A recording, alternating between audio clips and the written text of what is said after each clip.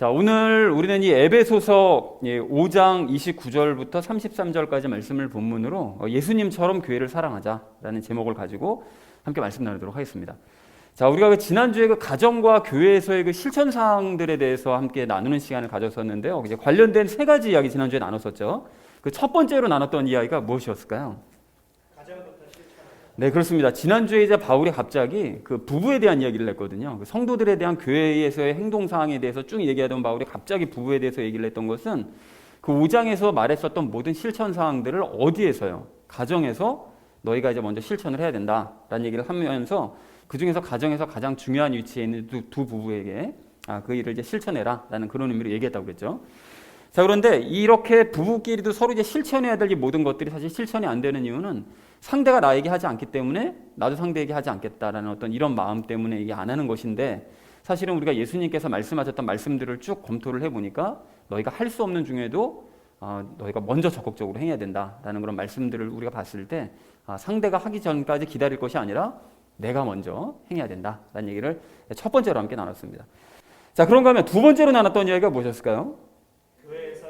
네, 그렇습니다. 그래서 그 예를 들었던 것이 지난주에 마태복음 19장 29절 말씀이었는데, 예수님께서 그 19장 29절에서 뭐라고 그러셨죠? 너희가 나를 위해서 집도 버리고 토지도 버리고 모든 가족들도 버리고 이렇게 되면 거꾸로 집과 토지와 자식과 아내와 또 부모를 100배 이상 받게 된다. 뭐 이런 말씀하셨잖아요. 그러니까 사실 뭐 집과 토지 같은 경우는 뭐 그럴 수 있다 치더라도 가족을 어떻게 받나 싶은데, 그것이 공동생활, 그러니까 모든 교회의 성도들은 한 가족이다라는 걸 이제 말씀하셨다는 것을 우리가 이제 확인을 하면서, 그렇기 때문에 부부간에도 서로 사랑하고 서로 순종해야 되는 것처럼 성도들 간에도 서로 사랑하고 서로 순종하는 것이 마땅하다라는 얘기를 우리가 나눴었죠. 그런데 지난주 확인했던 것이 그 사랑과 순종에 대한 개념을 우리가 바르게 이해해야 된다라는 말씀을 드렸습니다. 그러니까 사랑은 무조건 잘해주는 것이 사랑이 아니라 예수님이 그러셨던 것처럼 바른 길로 인도하고 또 배신해도 섬기고 고난 중에도 인내하면서 참는 모습을 보여주고 또 하나님 왕국을 전파하는 이런 것들이 이제 하나님께서 보여주신 사랑이었다. 그리고 순종도 무조건 굽신거리는 것이 순종이 아니라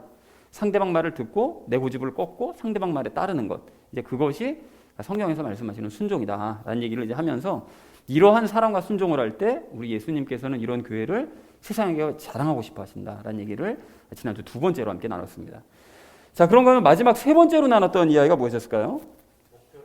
네, 그렇습니다. 그래서 이 위에 두 가지를 종합하면서 사실 이것이 이제 핵심적인 내용이었는데, 그 두 가지요. 그 가족끼리 서로 사랑하고 순종하고 또 교회에서도 서로 사랑하고 순종하는 것이 잘 되느냐? 안 됩니다. 이게 문제인 거예요. 이제 실천을 하면 좋은데 이것이 안 되는데, 이게 왜 안 되느냐? 안 되는 수밖에 없죠. 그게 자기 힘으로 하려고 그러면 도저히 되질 않습니다. 그래서 할 수 없다는 것을 우리가 인정하고, 지난주 말씀드렸던 것처럼 금식과 기도를 통해서 겨자씨만한 믿음을 가지게 될 때 비로소 이것들을 실천할 수 있다라는 얘기를 나눴었죠. 그래서 이것을 평생의 사역으로 생각하고 이 두 가지 일에 열심을 내자라는 얘기를 마지막 세 번째로 나눴습니다.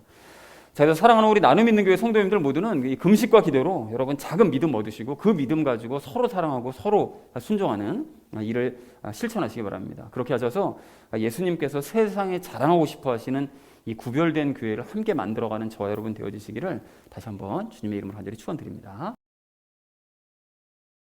지난주는 우리가 가정과 교회에서의 실천 사항에 대해서 방금 말씀드린 그 세 가지를 말씀을 나눴다면, 이번 주는 그 예수님과 그 교회의 관계에 대해서 말씀을 하고 계십니다. 이제 마지막으로 5장 마지막으로 말씀하고 계신다라는 것을 아시는 상태로 주제를 이렇게 잡았습니다. 그 예수님처럼 교회를 사랑하자라는 것을 주제로 각절 말씀 우리 나누도록 하겠습니다.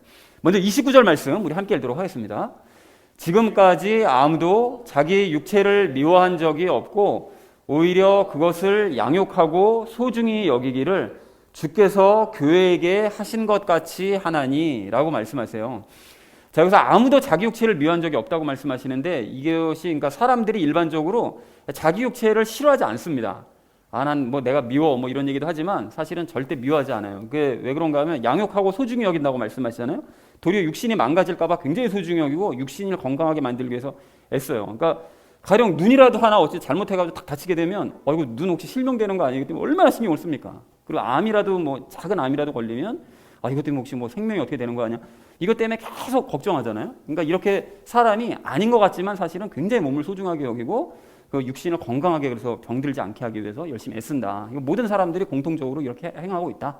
라는 것을 바울이 이 얘기를 하고 있습니다. 그걸 예를 들면서 이 아래쪽에서 이걸 얘기하고 싶은 거죠. 주께서 교회에게 하신 것처럼 한다. 그러니까 예수님이 교회를 얼만큼 소중히 여기시는지를 알고 싶으면 우리가 육신을 얼마나 애지중지하는 것을 보면 가늠할 수 있다는 거예요. 그러니까 예수님도 우리를 몸으로 생각하고 계시기 때문에 교회가 망가질까 봐 굉장히 소중히 여기시고 또 건강에 만들기 위해서 굉장히 부단히 애를 쓰고 계신다. 우리가 몸 생각하듯이 예수님은 교회를 그렇게 생각하신다. 라고 바울이 29절에서 설명하고 있습니다. 자, 29절 전체 의미를 이렇게 정리할 수 있겠는데요. 우리가 육체를 미워하지 않고 도리어 소중히 여기면서 건강하게 관리를 하는 것처럼 예수님께서도 몸된 교회를 미워하지 않으시고 굉장히 소중히 여기시면서 건강하게 되도록 관리를 해나가신다라는 얘기가 29절의 의미가 되겠습니다. 자, 이어진 30절 말씀 우리 함께 읽도록 하겠습니다. 우리는 그분의 몸과 그분의 살과 그분의 뼈들에 속한 지체들이니라 라고 말씀하세요. 자, 그래서 우리 이 얘기는 많이 들었죠. 우리가 이제 교회와 성도들은 이제 예수님의 몸이다. 이 얘기를 우리 지체다라는 얘기를 이제 자주 들어왔는데 그 성도들과 교회는 예수님의 몸이요 살과 뼈에 속한 지체들이라는 거예요. 그러니까 예수님께 소중히 여김을 받을 수밖에 없다라는 얘기가 되는 거죠. 그러니까 앞에 29절 말씀을 부연 설명한 그런 내용이 되겠습니다. 자, 그래서 30절 전체 의미를 이렇게 정리할 수 있는데요. 우리는 예수님의 몸과 살과 뼈에 속한 지체들이다. 그래서 예수님께 소중히 여김을 받는다라는 것이 30절의 내용이 되겠습니다. 자, 이어진 31절 말씀 우리 함께 읽도록 하겠습니다. 이런 까닭에 남자가 자기 아버지와 어머니를 떠나 자기 아내와 결합하여 그들 둘이 한 육체가 될지니라 라고 말씀하세요. 근데 여러분 이게 에베소서 말씀을 예전에 보셨거나 아니면 이번에 보신 분들은 31절 말씀이 굉장히 생뚱맞다는 걸 느끼실 거예요. 이게 왜 그러냐면 이런 까닭에라고 말씀하고 계시잖아요. 그럼 이런 까닭이라는 건 앞에 있는 30절 말씀을 얘기하고 계시는 거잖아요. 그러니까 앞에 30절 말씀이 뭐였습니까? 우리는 예수님의 지체다라고 말씀하셨잖아요. 그러면 우리가 예수님의 지체이기 때문에 부부가 결합해서 한 육체가 돼야 되는 겁니까? 이게 지금 뭔 소리예요? 그죠? 그러니까 우리가 예수님의 지체이기 때문에 부부가 한 몸이 돼야 된다. 말이 안 되잖아요. 이게 뭔 소리냐? 이게 만약에 그렇게 해석을 해버리게 되면 이게 앞뒤 내용이 전혀 연결이 되지 않습니다. 그러니까 31절이 좀 희한한 구절이 되는 거예요. 이게 도대체 무슨 뜻이냐? 이게 무슨 뜻인가 하면 여러분 31절 전체가 창세기 2장 24절 말씀을 그냥 그대로 인용한 구절인 거예요. 그래서 이런 까닭이가 붙은 겁니다. 이게 뭔 소린가 하면 저게 그러므로 그냥 이런 까닭이라고 그냥 자유롭게 인용을 한 거예요, 바울이. 그러니까 그 이 구절 자체가 창세기 2장 24절 말씀이라는 거죠. 그래서 남자가 자기 아버지와 어머니를 떠나 자기 아내와 연합하여 그들이 한 육체가 될지니라는 거를 그냥 통째로 그냥 인용한 구절인 거예요, 31절이. 그리고 그 앞에 구절은 뭐라고 되어 있는가 하면 그 창세기 2장 22, 23절 말씀은 주 하나님께서 남자에게서 취한 그 갈비뼈로 여자를 만드시고 그녀를 남자에게로 데려오시니 아담이 이르되 이는 이제 내 뼈 중에 뼈요 내 살 중에 살이라 그녀를 남자에게서 취하였으니 여자라 부르리라. 그렇기 때문에 남자가 자기 아버지 어머니를 떠나서 자기 하나 연합해서 둘이 한 육체가 되었다. 이거를 이제 창세기에서 말씀하고 계신다는 것이죠. 자, 그러면 왜 갑자기 이 구절을 인용을 했느냐, 바울이 생뚱맞게 전체적으로 확 갑자기 부부에 대한 얘기를 왜 갑자기 한 것이냐? 남자 몸의 일부러 여자를 만드시고 하나님께서요. 그리고 그 둘을 함께 살게 하셔서 다시 하나로 만드셨잖아요. 우리 하나님께서. 이것도 일종의 신비죠. 남자 몸의 일부를 띄어서 여자를 만드시고 둘이 다시 하나가 되게 만드시는. 그래서 이렇게 하신 것처럼 똑같이 예수님도 당신의 몸으로 살과 피로 교회를 만들어내시고 일부러 교회를 만들어내시고 교회와 다시 연합하셔서 교회와 하나 된 상태다. 예수님이 머리고 교회를 몸으로 둔 그렇게 하나가 됐다는 사실을 말씀하고 싶어서 요 구절을 인용을 한 거예요. 그래서 그 다음 32절에서 그거에 대한 설명을 하고 있습니다. 자, 그래서 31절 전체 의미를 이렇게 정리할 수 있는데요. 남자는 자기 부모를 떠나 아내와 결합하여 둘은 한 육체가 된다. 마찬가지로 예수님도 교회와 연합해서 하나가 되신다라는 것을 말씀하기 위해서 이제 31절을 인용을 했다라는 것을 확인하시면 좋을 것 같습니다. 자, 이어진 32절 말씀 함께 읽도록 하겠습니다. 이것은 큰 신비니라. 그러나 내가 그리스도와 교회에 대하여 말하노라 라고 말씀하는데요. 방금 말씀드렸던 것처럼 이 32절은 31절 말씀의 부연 설명입니다. 그러니까 왜 31절을 말씀을 인용을 했는가에 대한 그 설명이 32절이라는 것이죠. 그래서 31절에서 갑자기 창세기 2장 24절 말씀을 인용한 것은 부부가 하나인 것처럼 그리스도와 교회도 하나라는 걸 강조하기 위해서 이 앞에 있는 31절 말씀을 인용을 했다. 창세기 2장 24절을 인용했다는 것을 32절에서 지금 설명하고 있는 것입니다. 자, 그래서 이것은이라는 것은 방금 말씀드렸듯이 남녀가 결합해서 하나가 되는 것은 이제 그걸 얘기하는 것이죠. 이게 큰 신비인 거예요. 이게 왜 신비인 건가 하면 골로새서 1장 26, 27절에서 말씀하신 그 연합을 말씀하신 것처럼 그 신비처럼 예수님과 연합을 예표하는 것이 부부의 그 연합이 곧 예수님과 사람과의 연합을 예표하는 것이기 때문에 이게 큰 신비인 것입니다. 자, 그리고 내가 그리스도와 교회에 대해 말하노라. 그래서 바울이 여기서 이제 분명하게 말하죠. 바울은 단순히 지금 부부 관계에 대해서 말하고 있는 것이 아니라 그래서 앞에 구절을 인용한 것이 아니라 자기는 예수님과 교회에 대해서 지금 말하고 있다. 그래서 앞에 있는 31절 말씀을 그 부부에 대한 내용을 인용을 한 것이다. 라고 지금 바울이 설명을 하고 있습니다. 혹시 헷갈려 할까 봐요. 자, 그래서 남녀가 결합하여 하나가 되는 것은 큰 신비다. 그러나 나 바울은 부부와의 관계보다는 지금 그리스도와 교회와의 관계에 대해 말을 하고 있다. 그래서 앞에서 창세기 2장 24절 말씀을 이제 통째로 인용을 한 거다라고 지금 바울이 설명을 하고 있습니다. 자, 마지막 33절 말씀 우리 함께 읽도록 하겠습니다.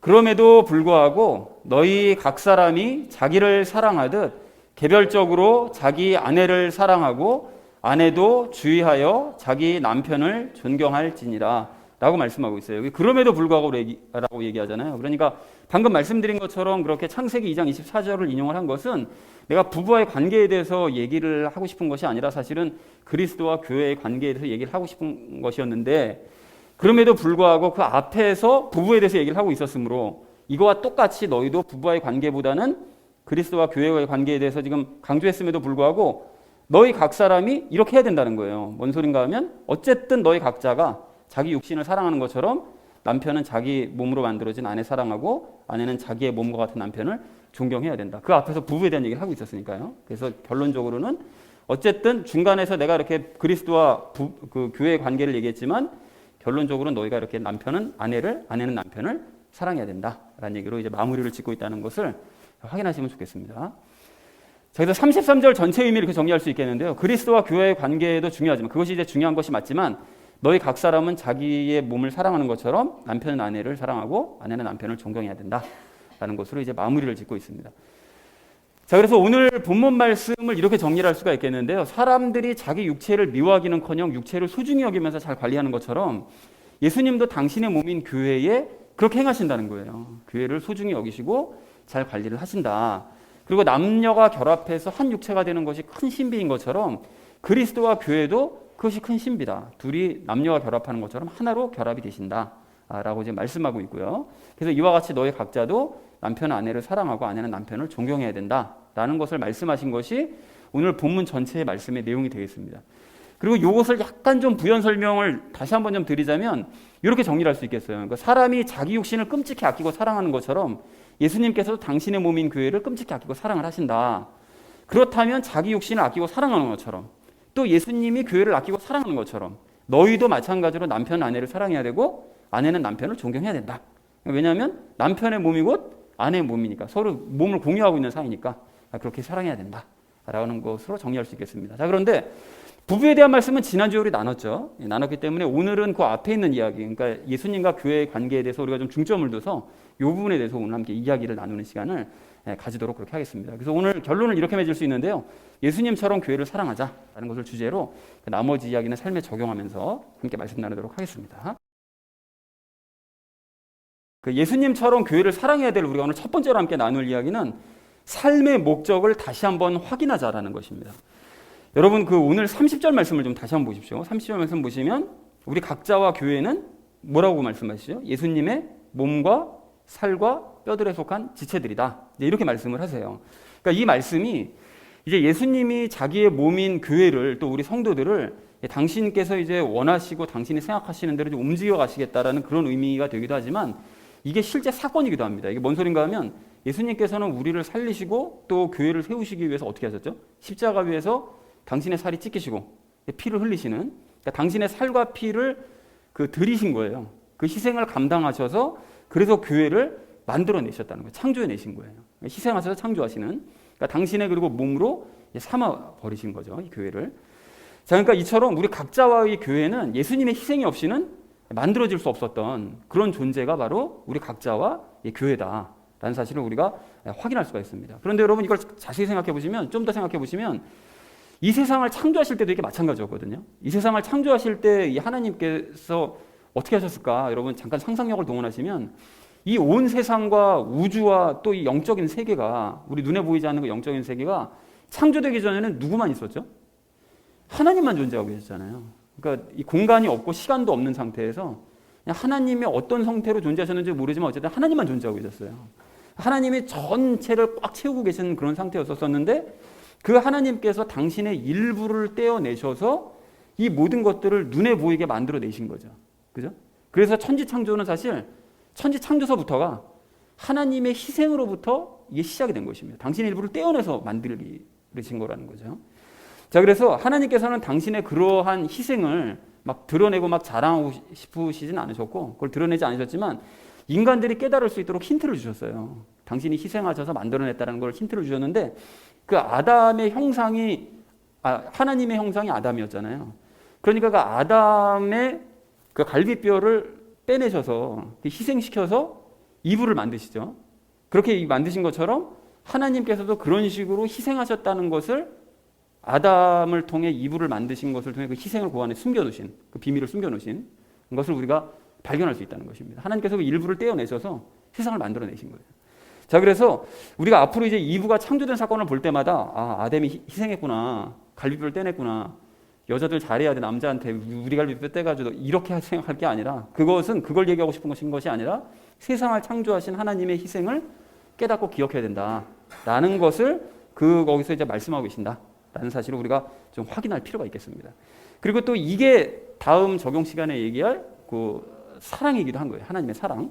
그래서 어쨌든 이렇게 하나님께서는 당신의 희생으로 세상을 창조하시고 동식물을 창조하시고 또 인간을 창조하신 후에 그것들 각자가 정해진 법칙에 따라 움직이도록 만드셨어요. 그래서 전부 다 살아서 움직이잖아요.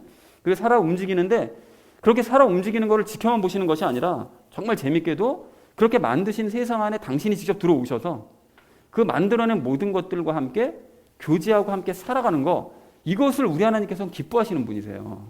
그리고 당신의 살과 피로 창조해낸 우리 각자와 우리 교회, 그러니까 그리스도인과 이 교회에게는 더더욱 그렇게 하셔서 이 교회 안으로 들어오셔서 또 각자 성도들 삶 안으로 들어가셔서 그들과 함께 교제하는 것을 우리 하나님께서는 굉장히 기뻐하신다는 것입니다. 자, 그리고 하나님께서는 창세기로부터 창세 때부터 이제 지금까지 그 당신이 만들어낸 모든 창조물인 인간들에게, 그리고 특별히 그리스도인들에게 딱 한 가지를 바라시는데, 그것이 무엇인가 하면 우리도, 인간들도 또 그리스도인들도 하나님께서 기뻐하시는 것처럼 똑같이 우리도 하나님과 함께 살면서 그분과 교제 나누는 것, 그거를 기뻐하기를 바라세요. 우리에게 원하시는 게 바로 그거예요. 나와 함께 살면서 나와 교제하자. 이거를 바라시는 거예요. 우리에게 바라시는 게 다른 것이 아니고. 그래서 그런 의미에서 우리가 얼마 전에 나눴었던 그 하나님의 뜻, 여러분 기억하시나요? 그걸 좀 다시 한번 확인해 볼 필요가 있는데요. 여러분, 하나님의 뜻은 요한복음 6장 40절에서 말씀하신 것처럼 나를 보내신 분의 뜻은 이것이니 곧 아들을 보고 그를 믿는 모든 자가 영존하는 생명을 얻는 것이니, 이렇게 말씀하셨잖아요.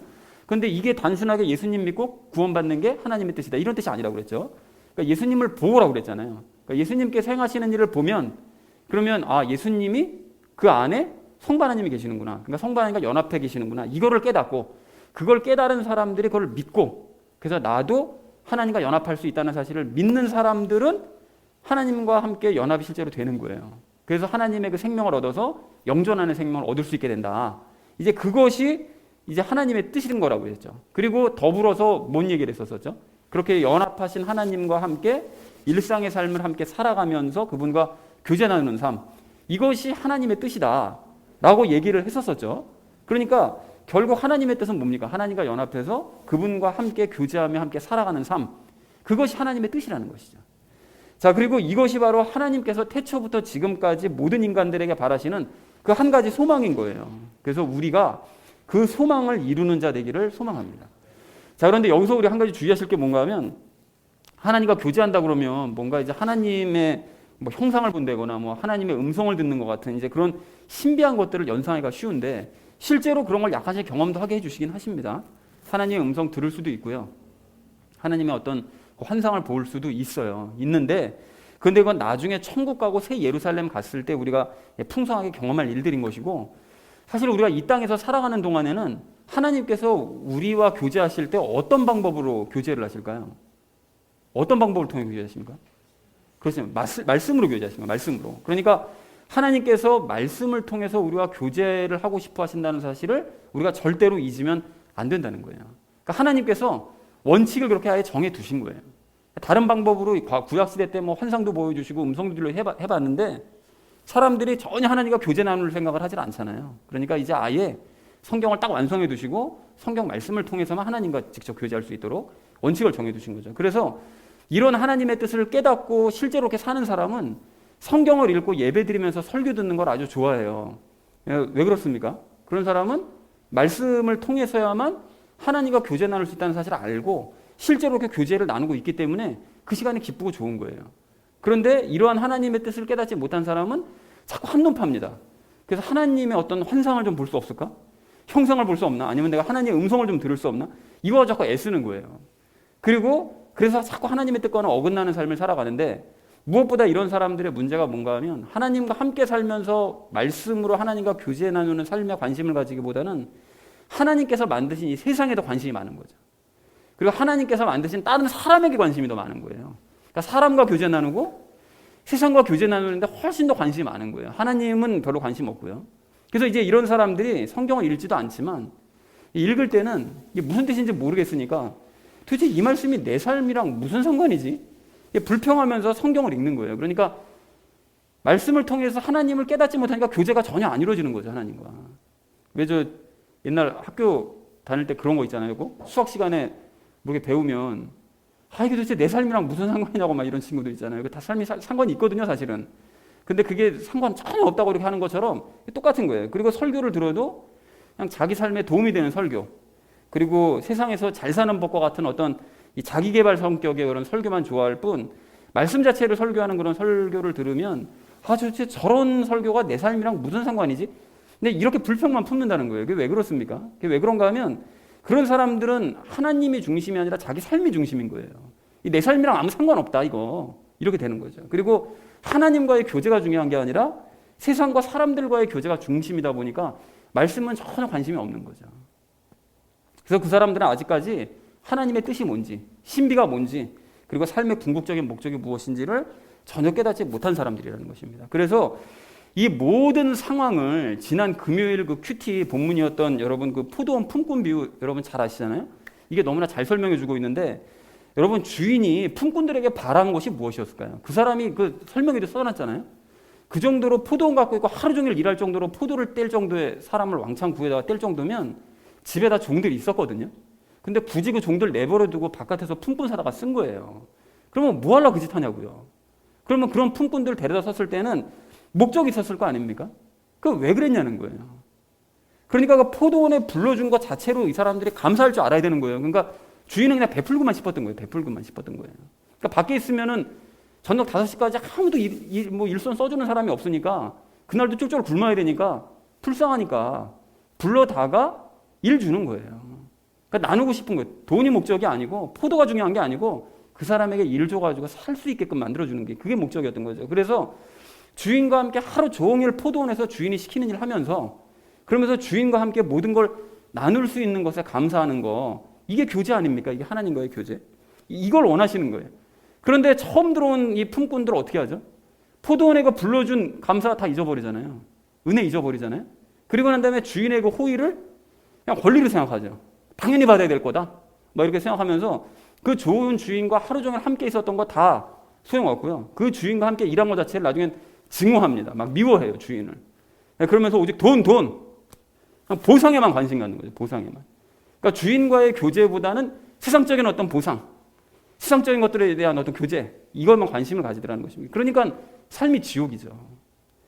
그런데 이건 여러분 지금도 마찬가지라는 거예요. 그리스도인들 모두가 예수님의 희생으로 말미암아 좋으신 하나님과 함께 살게 되었고 그리고 그러한 사람들이 모인 이 교회 공동체 안으로 들어와서 예수님과 함께 또 성도들과 함께 교제하면서 함께 살아가는 것만 가지고도 기뻐하면서 만족하는 삶을 살면 참 좋은데 여러분 시각을 이렇게 낮추시잖아요. 기준을. 그 인생이 행복해진다니까요. 자꾸 저기를 바라보니까 이게 자꾸 인생이 불행해지는 거예요. 주어지는 것에 감사하고 더 이상 바라지 않고 주시는 것을 만족하며 살아가고 이러면 불평이 없어져요. 사람이. 기쁘고 행복하거든요. 근데 그렇게 하면 참 좋은데 그런 사람들은 하나님의 그런 뜻 무시해버리고서는 하나님의 호의를 자꾸 권리라고 생각하면서 자꾸 세상에만 관심 가지고 그리고 세상의 것들을 더 갖지 못하는 것 때문에 자꾸 불평하고, 그래서 좋으신 하나님께 감사하기는커녕 하나님 원망하고 막 증오하면서 이 하나님과의 관계를 다 깨버리는, 처음 들어와놓고도 나중된 사람이 돼버리더라는 것입니다. 그래서 하나님께서는 여러분 순수한 마음으로 하나님과 함께 살면서 그냥 교제하기를 기뻐하는 그 한 사람을 원하시는 거예요. 한 사람을. 여러분, 그리고 그런 사람에게 필요도 채워주세요. 데나리온 주시잖아요. 일 얼마 안 해도 데나리온 주신다니까요. 그렇게 필요까지 채워주신다고요. 그래서 우리는 하나님의 뜻에 따라서 순수한 마음으로 하나님과 함께 살면서 말씀으로 하나님과 교제하는데 그 일을 사모해야 되는 줄 그렇게 믿습니다. 물론 우리에게는 죄로 인한 예수관이 있기 때문에 이게 뭐 당장 뭐 한순간에 세상으로부터 눈을 돌려가지고 하나님과의 교제의 삶, 뭐 말씀으로 교제하는 삶, 이런 삶으로 한순간에 돌아가기가 쉽진 않을 수 있어요. 있는데 그럼에도 불구하고 우리가 하나님 중심의 삶을 살아야 되는 게 맞다면, 그리고 하나님과의 교제가 우리의 삶의 목적이 되어야 되는 것이 맞다면, 여러분 점차 세상과의 교제를 여러분 끊어버리시고 하나님과의 교제의 삶을 사모하는 것이 마땅한 일인 줄로 믿습니다. 그렇게 하시는 분은 세상적인 모든 문제들도 하나님께서 해결해 주시는 거예요. 그때그때마다 필요한 데나리온 주시면서. 그래서 사랑하는 우리 나눔 있는 교회 성도님들 모두는 하나님의 이 신비한 뜻을 깨달은 참된 그리스도인으로서 우리를 향한 하나님의 목적이요, 즉 하나님과 함께 날마다 평범한 삶을 살아가면서 말씀으로 교제하는 삶을 여러분 살아내시기 바랍니다. 그 삶을 사모하시기 바랍니다. 그렇게 그 목적을 이루어가는 이 교회를 예수님처럼 함께 사랑하시는 저와 여러분 되어주시기를 주님의 이름으로 간절히 축원드립니다. 자, 예수님처럼 교회를 사랑해야 될 우리가 오늘 두 번째로 나눌 이야기는 교회를 향한 예수님의 사랑을 알자는 거예요. 여러분 오늘 29절 30절 말씀 보십시오. 29절 30절 말씀 보시면 사람이 자기 몸을 끔찍히도 아끼고 관리하는 것처럼 예수님께서 당신의 살과 피로 만드신 교회를 끔찍히도 아끼고 관리하신다, 이렇게 말씀하세요. 그래서 여러분 예수님께서 그 12제자들 있잖아요. 그 12제자들이 사실은 그 함께 살아가신 그 모습이 그게 교회였던 거예요. 그게 예수님이 뭐 다른 제자들도 많이 있으셨잖아요. 근데 특별히 12제자들과만 함께 살으신 게 그 12명 사이즈의 바로 그 규모, 그게 그 교회의 모델이었던 거예요, 사실은. 그래서 그렇게 교회를 이루시고 그 모델을 보여주시면서 예수님께서 교회를 얼마나 살아가시는지를 그 제자들과의 삶을 통해서 보여주신 거예요. 교회를 어떻게 사랑하시는가. 그래서 여러분 예수님께서 그 제자들로 이루어진 그 교회를 어떤 식으로 사랑하셨죠? 바리새인들과 서기관들이 막 그 잘못된 가르침을 공격하잖아요. 막 시비 걸면서 공격하고 그랬을 때 그 모든 공격으로부터 다 보호해주시면서 그들에게 바른 말씀을 가르쳐 주셨죠. 그리고 파도와 풍랑처럼 막 온갖 고난을 제자들이 당하게 됐을 때 그때마다 그들을 늘 건져주시고요. 또 많은 기적을 그 제자들에게 보여주시고요. 또 잘못된 길로 갈 때는 꾸짖으시면서 바른 길로 갈 수 있도록 또 가르쳐 주셨고요. 그리고 그런 모든 은혜를 다 받았음에도 불구하고 제자들이 배신을 했는데 그 배신할 걸 뻔히 아시면서도 끝까지 섬기시는 그런 모습을 보여주셨고요. 그렇게 예수님은 항상 제자들의 현재의 모습이 아닌 미래의 가능성을 보시면서 그들을 끝까지 품고 사랑해 주시는 그런 사랑을 하시더라는 것입니다. 그러니까 제자들에게 보여주셨던 그 모든 모습들이 교회를 사랑하는 바로 그 모습이었던 거예요. 그리고 그 이후로 뭐 사도들과 그 바울이 세운 교회들 있잖아요. 그 모든 교회들도 똑같이 제자들, 12제자들에게 보여주셨던 그 사랑의 모습을 똑같이 모든 교회들에게 보여주시면서 교회를 이끌어 가시더라는 것입니다. 그 중에 우리 교회도 당연히 포함되어 있는 거예요. 이 작은 교회가 여러분 10몇 년 동안 지금 망하지 않고 이렇게 있다는 것 자체가 이 기적인 거예요, 여러분. 이게 예수님이 이끌어 주시지 않으면 이런 기적이 있을 수가 없는 거죠. 자, 그런데 예수님께서 교회를 그렇게 끔찍하게 사랑하신다고 하시니까 이제 이런 사랑을 오해하시면 안 됩니다, 여러분. 그러니까 지난주에도 말씀드린 것처럼 뭐 예수님 사랑은 무조건 받아주기만 하고 무작정 베풀기만 하고 무작정 친절하기만 한 그런 사랑 아니라는 거죠. 그래서 지난주에도 말씀드렸잖아요. 그 많은 사람들이 그 유치원 초등학교 때 그 잘못 배운 그 사랑의 개념, 그 전도사님, 그 목사님한테 배운 그 사랑을, 상상 속의 사랑을 그것만 가지고 이제 어른이 되면서 어떻게 해야 됩니까? 성경을 보면서 아, 이게 내가 배웠던 어렸을 때 사랑은 그건 어린애한테 설명해 주시려는 사랑이었구나. 이거를 이제 깨닫고 성경을 보면서 그걸 수정이 됐었어야 되는데 이게 어른이 돼서 그냥 교회 갑자기 찾아와서는 그냥 옛날 가지고 있던 그 생각 가지고선 그 사랑을 목사한테 유교하고 성도들한테 유교하고 장로들한테 유교를 하니까 그러니까 이게 성경에 없는 사랑이잖아요. 그런 사랑을 예수님께 원하는 것도 아니고 사람에게 자꾸 그 상상 속의 사랑을 자꾸 얻으려고 하다, 그것도 받으려고만 하다 보니까 모든 교회에 분란이 멈추질 않는 거예요. 이게 왜 너는 나를 사랑하지 못하냐? 그럼 너는 뭐 잘했냐? 뭐 이게 분란이 끊이질 않는 거죠. 제가 조금 전에 말씀드린 것처럼 그 포도원에 처음 들어왔던 그 사람들처럼 그런 사람들이 포도원 주인 대신 하나님께는 관심이 없고 그냥 오직 세상적인 사랑, 그 금전적인 사랑, 그것만 자꾸 요구하기 때문에, 그리고 자꾸 자기 성에 차지 않으면 이게 사랑하는 거냐고 막 이게 따지기만 하기 때문에, 그 정작 본인은 그런 사람들이 그런 사랑을 막 남들에게 퍼주느냐 하면 자기는 전혀 사랑하지 않거든요. 뭐 물어보면 자기는 남의 삶에 관심이 없대요. 막 그런 얘기는 하면서 자기는 사랑하려고 그러지 않으면서 사랑을 받으려고만 하는 이런 모습을 보이기 때문에 문제가 많다는 것입니다. 자, 그래서 교회들을 향한 예수님의 사랑이 어떤 것인지를 오늘 우리가 좀 요한계시록을 통해서 좀 확인해 봤으면 좋겠는데요. 여러분, 요한계시록 그 2장 3장 말씀을 보시면 그 7교회에게 그 메시지를 보내시는 그 예수님 말씀이 기록되어져 있어요. 그 예수님께서 정말 사랑하시는 그 교회들에게 보내시는 메시지가 기록되어 있는데, 그 7교회들은 당시에 실제로 존재했던 교회들임과 동시에 모든 세상의 교회들을 의미하기도 합니다. 영적으로요. 자, 그래서 시간 관계상 그 모든 교회들에게 보낸 메시지를 다 소개할 수는 없어서 전체적으로 정리를 해봤는데요. 맨 처음에는 어떤 교회에게 말씀하시는가 하면 지금 우리가 나누고 있는 교회예요. 에베소 교회에 대해서 말씀하십니다. 그런데 에베소 교회는 행위와 수고와 인내와 거짓말하는 자들을 드러내고 낙심하지 않는 것에 대해서 칭찬을 들어요. 잘했다고, 그분에 대해서. 그런데 그들이 처음 사랑을 버렸다는 것 때문에 예수님께서 굉장히 그들을 책망하십니다. 그리고 회개하라고 크게 호통을 치세요. 너희가 완전히 잘못된 길로 가고 있다는 거예요. 그리고 두 번째 교회는 서머나 교회인데, 그 교회는 예수님을 믿는다는 이유로 환난과 궁핍을 겪은 그런 교회였습니다. 그리고 그들은 곧 또 더 큰 환난을 이제 당하게 될 건데, 그럴 때 너희가 두려워하지 말고 끝까지 이제 믿음을 가져야 된다라고 이제 격려하는 그런 말씀을 들었습니다. 그리고 세 번째 교회는 버가모 교회인데요. 그들은 예수님의 이름을 굳게 붙잡고 믿음을 부인하지 않은 그런 교회였어요. 핍박 중에도 믿음을 부인하지 않는. 근데 교회 안에서 그 우상을 섬기는 그 잘못된 교리를 붙잡는 자들이 있었거든요. 근데 그래서 예수님께서 그들에게 회개하라면서 책망을 하셨습니다. 그리고 네 번째 교회는 두아디아라 교회인데, 그들은 사랑과 섬김과 믿음과 인내로 충만한 그런 교회였습니다. 그런데 그들이 그 사람들을 그 잘못된 길로 인도하면서 거짓 가르침을 가르치는 그 여자 대언자를 용납하고 있었어요. 그래서 그 거짓 여자 대언자와 그 여자를 따르는 그 사람들이 회개하지 않으면 큰 환난 가운데 던져버리시겠다고 예수님께서 경고를 하시더라는 것입니다. 그리고 다섯 번째 교회는 사대 교회인데, 그들은 죽은 교회라는 책망을 들었거든요. 그러니까 하나님 앞에서 행위가 완전하지 않다라는 큰 꾸중도 들은 교회가 사대 교회였습니다. 그러니까 구원을 받았는지 너희가 어떻게 구원받았는지를 기억해내서 회개하지 않으면 예수님께서 도둑같이 갑자기 너희에게 이제 임하게 될 거다라고 이제 경고를 받은 교회가 사대 교회였습니다. 근데 그 중에 일부 깨어있는 사람들이 있으니까 그 사람들을 본으로 삼아서 너희가 돌이켜야 된다라고 이제 말씀을 하시더라는 거죠. 그리고 여섯 번째 교회는 필라델피아 교회인데, 그들은 적은 힘을 가지고도 예수님의 말씀을 지키고 예수님을 부인하지 않은 것으로 큰 칭찬을 받았습니다. 그래서 예수님께서는 거짓 대언자들을 그 교회 앞에 무릎을 꿇리고 모든 사람에게 임할 시험까지 너희 교회는 면제시켜 주겠다라는 굉장히 큰 축복의 말씀을 약속을 받죠. 그리고 이제 마지막 교회는 라오디게아 교회인데, 뭐 잘 아시는 거 많이 들어보셨을 거예요. 뜨겁지도 차지도 않은 교회라는 평가를 받았습니다. 책망을 받은 거죠. 그래서 스스로 너희는 부하다고 생각하지만 내가 봤을 때 너희는 가난하고 눈멀고 벌거벗은 존재일 뿐이다. 뜨겁든지 차갑든지 둘 중에 하나 선택해라.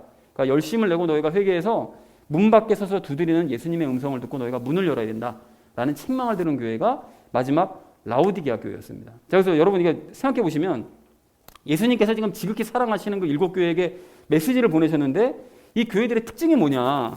여러분 쭉 들어보셔서 아시겠지만 특징이 어려움이 없는 교회는 단 한 교회도 없더라는 거예요. 다 어려움이 있습니다. 그리고 두 교회 빼고는 문제 없는 교회도 없더라는 거예요.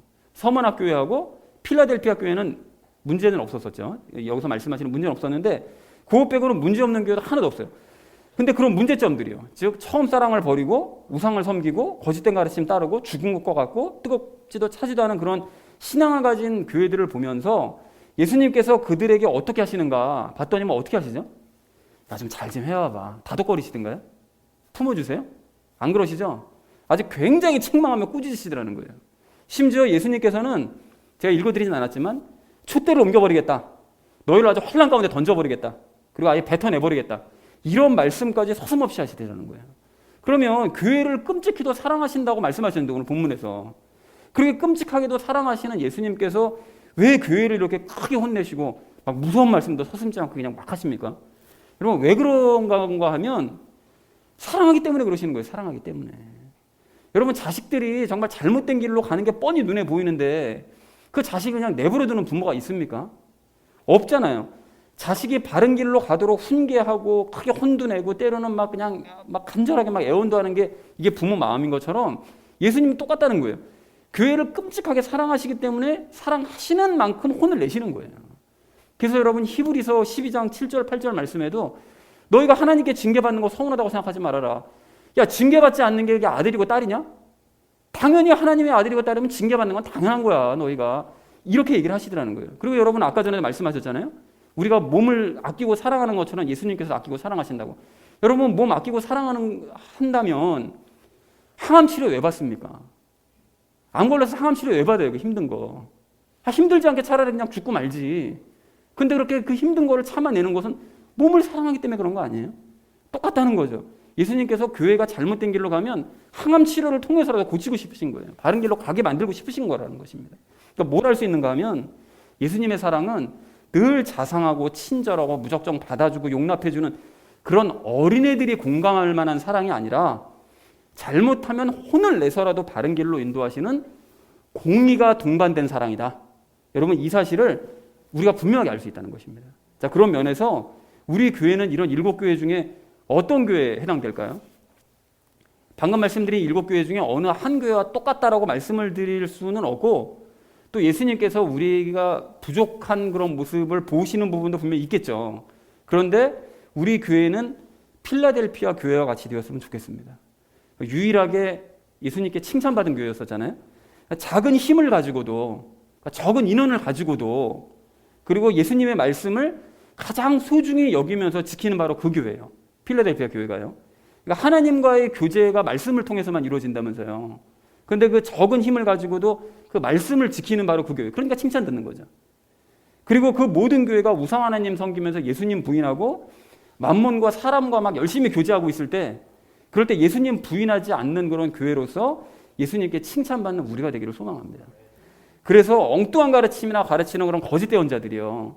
그리고 엉뚱한 가르침을 가르치는 이단들을 그 필라델피아 교회 앞에 무릎 꿇렸던 것처럼 우리의 앞에도 무릎 꿇리고 모든 사람들이 다 겪을 수밖에 없는 시험에서도 완전히 열애되는 예수님의 그 뜨거운 사랑받는 교회가 되기를 간절한 마음으로 소망합니다.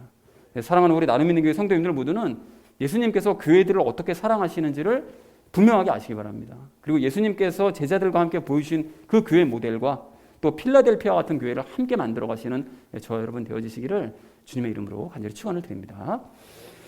자, 예수님처럼 교회를 사랑해야 될 우리가 마지막 세 번째로 나눌 이야기는 우리도 교회를 사랑하자는 거예요. 여러분 오늘 29절 30절에서 말씀하시는 것처럼 그리고 앞에서 우리가 그 요한계시록을 통해서 살펴본 것처럼 예수님께서는 교회를 정말 끔찍하게 사랑하세요. 당연히 우리 교회도 사랑하십니다. 끔찍하게 사랑하세요. 여러분 이게 잘 안 느껴지실 수 있는데 예수님께서 정말 우리 교회를 사랑하세요. 그걸 말씀으로 인도해 가시는 거를 저는 느낄 때마다 정말 우리 예수님이 가까이서 친밀하게 가까이서 동행하시면서 인도해 가시는구나, 정말 사랑하시는구나를 정말로 많이 느끼고 있습니다. 그리고 예수님께서 우리 교회를 이렇게 끔찍하게 사랑하신다면 우리도 마땅히 우리 교회를 사랑해야 되는 줄로 믿습니다. 그렇다면 여러분 질문 드립니다. 우리 교회 사랑하십니까? 여러분 왜 사랑하십니까? 여러분 혹시나 그런 생각 하시는 분 없으시겠지만 뭐 헌금 강조 안 하고 11조 강조 안 하니까 좀 사랑이 되대요. 여러분 혹시 이런 생각을 혹시라도 하시는 분이 계신다면 여러분 그런 분은 훈련 차원에서라도 지금서부터 헌금과 11조 생활 열심히 하시기 바랍니다. 여러분 왜 그래야 됩니까? 그런 것은 말씀 중심의 사고가 아니라 그냥 자기 생활, 그냥 자기 편의가 중심된 사고방식이기 때문에 그런 거예요. 그런 걸 뜯어 고치기 위해서라도 그런 훈련 차원에서라도 하셔야 되는 거예요. 그리고 마찬가지라는 거예요. 새벽 기도 안 하고 뭐 예배 많이 안 드리고 뭐 전도로 스트레스 주지 않고 뭐 봉사 억지로 시키지 않고 교제 뭐 강요하지 않아서 나 우리 교회 좋다고 아주 편하다고 우리 교회. 여러분 이런 생각을 하시는 분 계신다면 여러분 훈련 차원에서라도 새벽 기도 혼자라도 나와서 드리세요. 그리고 골방 예배 더 많이 드리세요. 혼자라도 예배 주일날 한 번 드리는 거 이거 얼마나 아쉬워요. 집에서 골방 예배라 더 드리시라고요. 그리고 열심히 전도하시고요.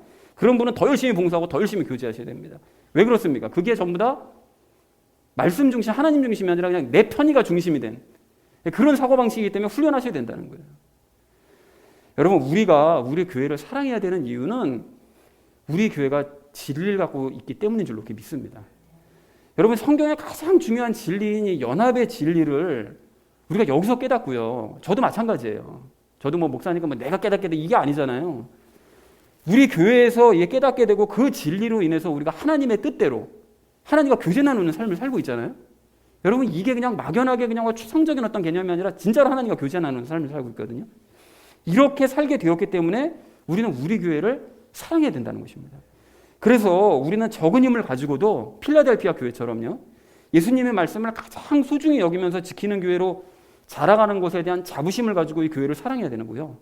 그리고 모두가 우상 하나님 섬기면서 예수님 다 부인한다고 할지라도, 모든 교회가 그렇게 한다 할지라도 우리만큼은 예수님 부인하지 않고 바르게 섬기고 있다는 이 사실의 자부심을 가지고 우리 교회를 사랑해야 된다는 그런 것입니다. 그래서 그런 의미에서 여러분, 다른 질문 드립니다. 여러분, 우리 각자의 인생에서 각자 여러분이 소중하게 생각하시는 것들이 다 있으실 거 아니겠어요? 그러면 그 각자 인생에서 여러분, 우리 교회는, 이 교회는, 나눔 있는 교회는 여러분의 인생에서 몇 % 정도의 분량을 차지하고 있습니까, 여러분? 여러분, 예수님께서는 우리 교회를 정말로 사랑하셔서 100% 관심 기울이면서 몸을 아끼고 소중하게 여기시는 것처럼 우리 교회를 정말 소중하게 여기시고 아끼시면서 관리하고 계시는데, 그리고 우리 각자와 교회와 또 교제하시기 위해서 100% 전념하고 계시는데 정작 우리는 우리 교회에 몇 %나 관심을 가지고 있느냐는 것입니다. 난 내 인생에서 노후 생활을 해서 이만큼 준비해야 되는 게 굉장히 중요해요. 제 자식이 중요해요. 제 미래 삶이 중요해요. 다 중요하죠. 그 중에서 여러분, 교회는 몇 %의 중요도를 차지하고 있냐는 것입니다. 여러분, 우리 교회에 깊은 관심을 가지기 원합니다. 그리고 여러분, 진짜 한번 진지하게 생각해 보세요. 예수님께서 아니 정말 하실 일 없습니까? 일 시키려고 그러면 정말 큰 교회가 얼마나 많고 일꾼인 사람들 많거든요. 열심히 있는 사람들로 따지면 열심으로는 우리 못 따라가요, 그 사람들.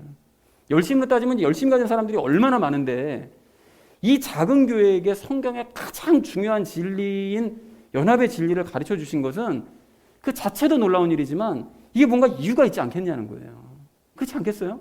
뭐 하려 이게 볼 게 있다고 뭐 할 일 제대로 지금 열심히 하지도 않는데 이런 교회에게 뭐 하려고 중요한 그 귀한 진리를 가르쳐 주십니까? 이유가 있다는 거예요. 저는 예수님께서 우리 교회를 이 시대의 필라델피아 교회로 세우셔서 적은 힘을 가지고도 예수님 말씀을 지키는데 온 힘을 쏟고 예수님의 이름을 부인하지 않고 도리어 연합하신 그 예수님의 이름을 알리는 일에 열심을 내라는 의미로 우리에게 진리를 가르쳐 주셨는지 저는 그렇게 믿습니다. 저는 그렇게 믿고 있어요.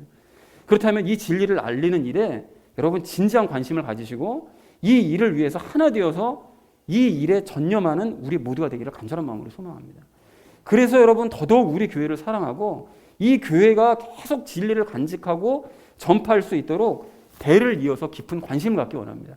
나 우리 교회 사랑해요. 우리 교회 좋은 교회 같아요. 뭐 성경 말씀 중심이고 뭐 다 좋은 것 같아요. 말로만 하는 게 아니라 정말로 진지하게, 정말 교회를 사랑한다면 그럼 내가 뭘 해야 되지? 진지하게 고민하는 우리가 되자는 거죠. 여러분, 그렇게 해서 모든 거짓 대언자들이 우리 발 앞에 무릎을 꿇고 그래서 시험도 면제받는 정말로 그런 교회가 되기를 간절한 마음으로 소망합니다. 자, 그렇다면 어떻게 해야 우리가 이 진리를 잘 간직하고 전파할 수 있느냐? 여러분, 세 가지에 관심을 가져야 되는데요. 남들에게 여러분 진리를 알리려면 내가 먼저 알아야죠. 그렇잖아요? 그러니까 먼저 적용 1에서 아까 전에 말씀드렸던 것처럼 말씀을 통해서 하나님과 교제하는데, 지속적으로 교제하는데 이것에 관심을 두어야 됩니다. 하나님과 연합하신 하나님과 교제하는데 이게 먼저 첫 번째 관심을 두셔야 되는 거예요. 그리고 아침마다 우리가 큐티하잖아요. 그리고 개인적으로 성경 읽으시잖아요. 그러니까 그 시간을 통해서 성경 말씀을 읽는 시간을 통해서 연합하신 하나님과 교제하는 그런 시간을 더 풍성하게 가지시라는 것이죠. 그리고 연합의 진리를 모르는 이 교회 바깥에 있는 사람들 있잖아요. 여전히 그냥 돈이나 밝히고 데나리온이나 그냥 나에게 주는 보상이나 더 달라고 하는 이런 사람들 불쌍히 여기면서 그런 사람들이 우리가 두 번째로 관심 가져야 되고요. 그 사람도 하나님과 교제할 수 있도록 관심 가져야 된다는 거죠.